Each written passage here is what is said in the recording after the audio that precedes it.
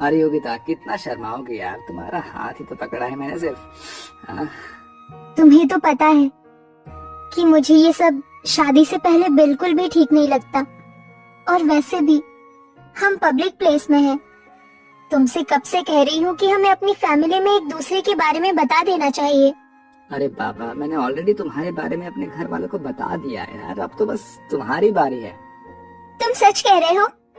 I love you Aarav. मैं आज ही अपने मम्मी पापा से बात करती हूँ। योगिता आरव एक दूसरे के साथ पिछले 2 सालों से रिलेशनशिप में थे। योगिता थोड़ी शर्मीली किस्म की लड़की थी, इसलिए आज तक उसने कभी भी आरव को ठीक से गले तक नहीं लगाया। दोनों ही एक दूसरे के बारे में अपने माता पिता से बात करते हैं और कुछ ही समय में उनकी शादी हो जाती है। आरव, तेरी चॉइस तो बढ़िया है यार।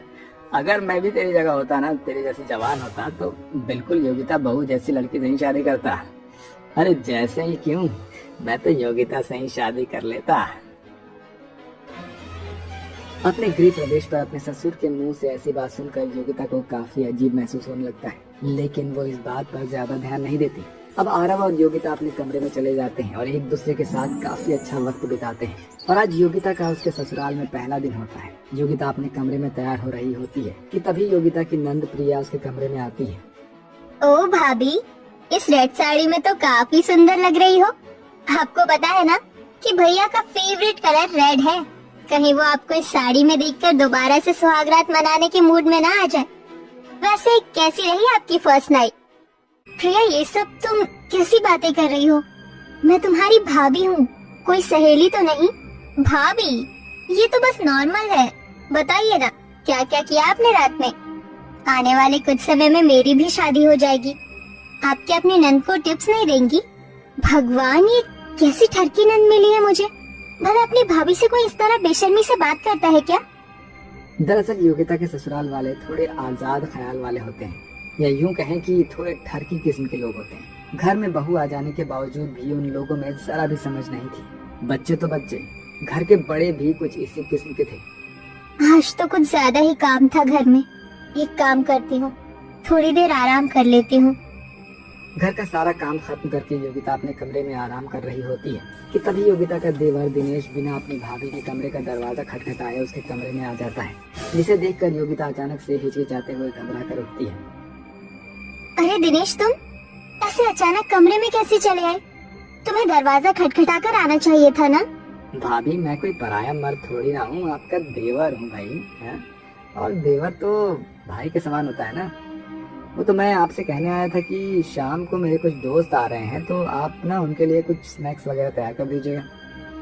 अपने ससुराल वालों की ऐसी हरकत योगिता को बिल्कुल भी पसंद नहीं आ रही होती है। ऐसे ही एक दिन, योगिता बहू, अब तो तुम्हारी शादी को काफी समय हो गया है, तो कब दादा दादी बना रही हो हमें?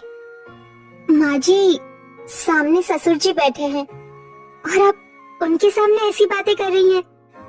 तो क्या हुआ बहू, वैसे भी अमरावती बहू की माँ बनने की उम्र थोड़ी ना है, अभी तो उन्हें एंजॉय करना है। वैसे तुम एक दूसरे के साथ अच्छा वक्त बिता पाते हो ना। मेरा मतलब तुम्हारे बगल वाला कमरा ही हमारा है। वैसे कल रात तो तुम्हारे कमरे से बहुत आवाजें आ रही थी, हैं? लगता है बहू बेटे में कुछ ज्यादा ही प्यार हो रहा है। अपने ससुर की ऐसी बातें सुनकर योगिता शर्म के मारे पानी पानी हो जाती है और भागते हुए अपने कमरे में चली जाती है। भगवान, ये कैसा ठरकी ससुराल मिला है मुझे। एक से एक ठरकी लोग हैं यहाँ पर। भला बहू से कोई ऐसी बात करता है? कहाँ फंस गई मैं इन लोगों के बीच में। आरव बिजनेस के सिलसिले में घर के बाहर ही रहता था, जिसके चलते योगिता आरव को इन चीजों के बारे में बता नहीं पाती थी। अरे योगिता बहू, कितनी बार कहा है तुझे कि ये सर पर घूंघट लेकर मत घुमा कर। हम मॉडर्न लोग हैं और हमारे यहाँ घूंघट वाली प्रथा नहीं है। हाँ हाँ, होगी भी क्यों। मॉडर्न के साथ साथ ये लोग ठरकी भी जो हैं। माँ जी, वो मुझे घूंघट में ही सही लगता है। बिना घूंघट के मुझे काफी अजीब लगेगा। एक बार तू ये घूंघट हटा कर तो देख, बहुत सुंदर लगेगा। अमरावती अपनी बेटी प्रिया के साथ योगिता को जबरदस्ती कमरे में ले जाती है और उसे साड़ी के बजाय एक 1 पीस पहना देती है। वाह भाभी, आप कितनी हॉट लग रही हो। माँ जी, प्रिया, मुझे